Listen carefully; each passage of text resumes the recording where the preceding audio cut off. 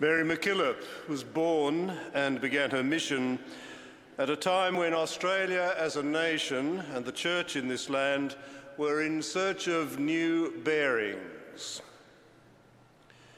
So much that worked well elsewhere simply didn't work or work well in the Antipodes. Australians had to learn what it meant to live down under, where nothing was as it had been in the old world. Living in a topsy-turvy world meant a search for new bearings and new ways of doing what had to be done. In the middle of the 19th century, the Catholic Church in this country had to learn what it meant to be Australian, to be something more than a transplanted church. A church which really did put down roots in this very different soil. That's something we are still learning. But in the early stages of our learning, Mary MacKillop was a crucial figure. She was well equipped for the task. She had been born in Australia, when so many other Catholics, especially among the leaders, had been born elsewhere. Some were English, but more were Irish.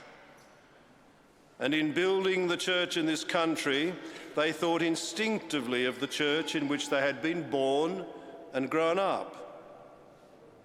The English Archbishop Polding imagined a church gathered around Benedictine abbeys, his Benedictine dream.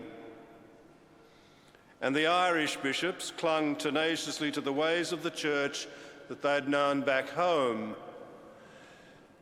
Mary MacKillop was neither English nor Irish.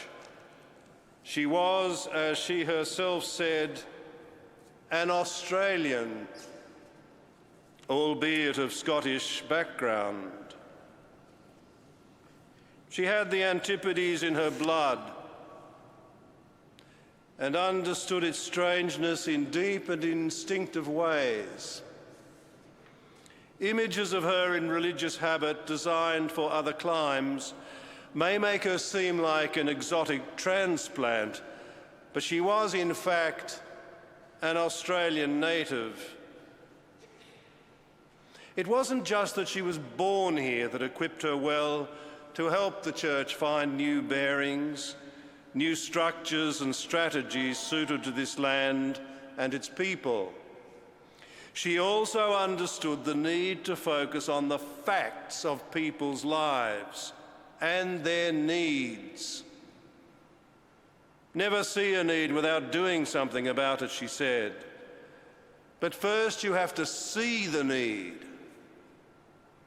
And that wasn't always easy in this strange land, especially when people were separated by great distances, often far from the urban centres. So for Mary, the first thing was to develop an eye for the real needs of Australian people, and that she did. She also had to understand the specifics of culture. Not culture as it was back in the old world, but culture as it was developing in this new world. In this rough new environment, it may have been tempting to say that there was little or nothing that could be called culture, at least by the standards of what was still called home. Yet Mary understood that there was a distinctive human culture here, albeit in its infancy, and that there was much to value in what was emerging. And that's why she helped uniquely to shape the culture that was emerging and lead it to something richer and stronger, so rich and strong that it could give a saint to the world, a distinctively Antipodean saint. Beyond her attentiveness to human need and human culture, Mary was also unusually attentive to the demands of the gospel Her creativity was to bring the human need and culture of Australia into deep dialogue with the gospel. And it was this dialogue which enabled her to help the church in this country to find new bearings, to discover its identity, and to shape structures and strategies suited to the antipodes. For all of this, she paid a price, suffering at the hands of those who failed to understand her and what she was seeking to do, among them my first predecessor, James Quinn. In the end, those who treated Mary badly failed to understand Australia.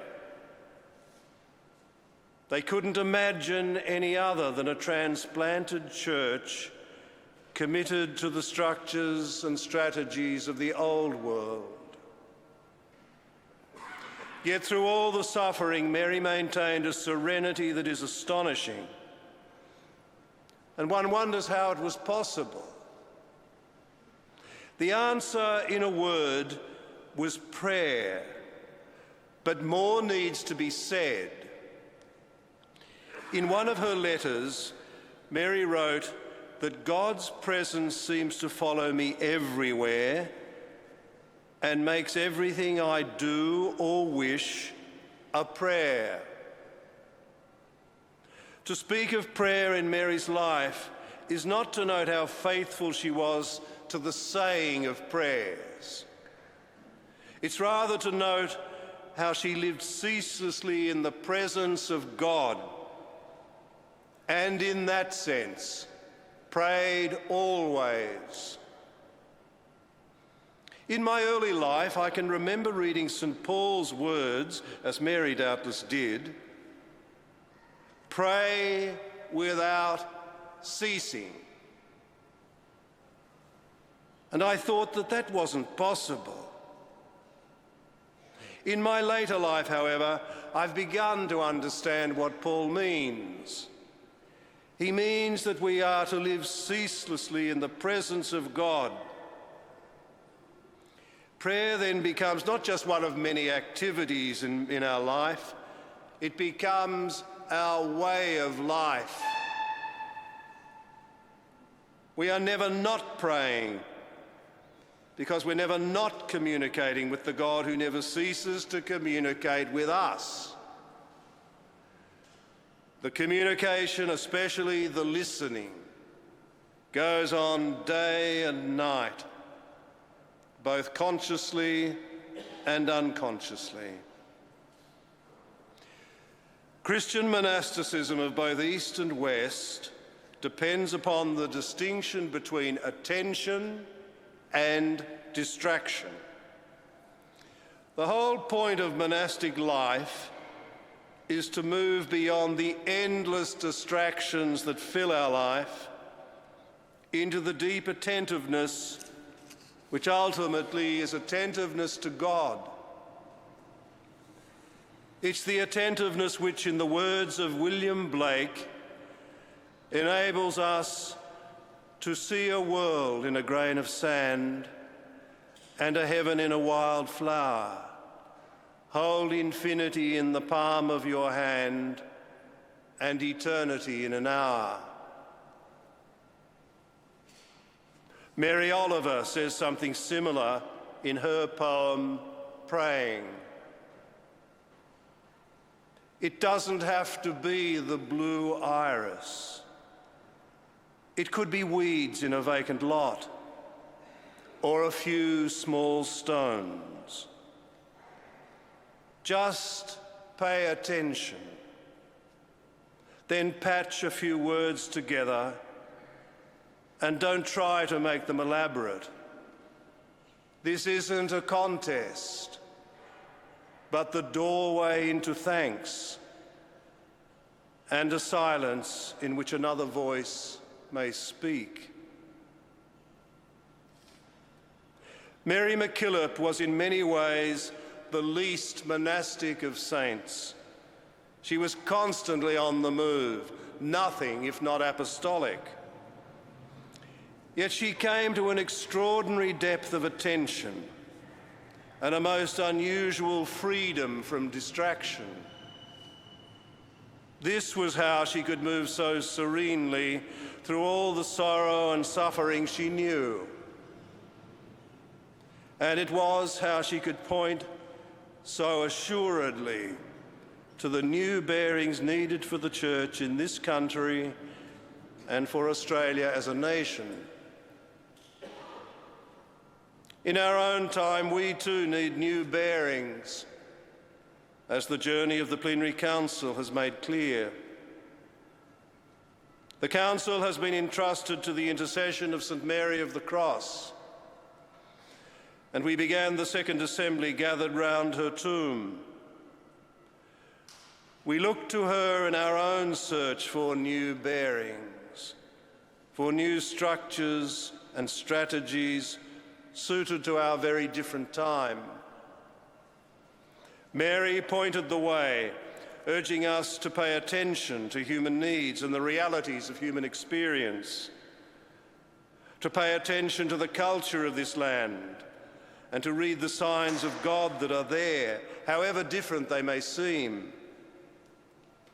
to attend unfailingly to the demands of the gospel, whatever the cost, and to do all we can to free ourselves from distraction and to learn the deep attentiveness which will allow us to pray without ceasing. If we can heed her call, then, like Mary MacKillop, so clearly one of us, we in Brisbane and Australia may be able, as Mary Oliver says, to patch a few words together, not trying to make them elaborate, but finding our way through the doorway into thanks and a silence in which another voice may speak, as it did so unforgettably through the work and witness of Mary MacKillop. St. Mary of the Cross, pray for us.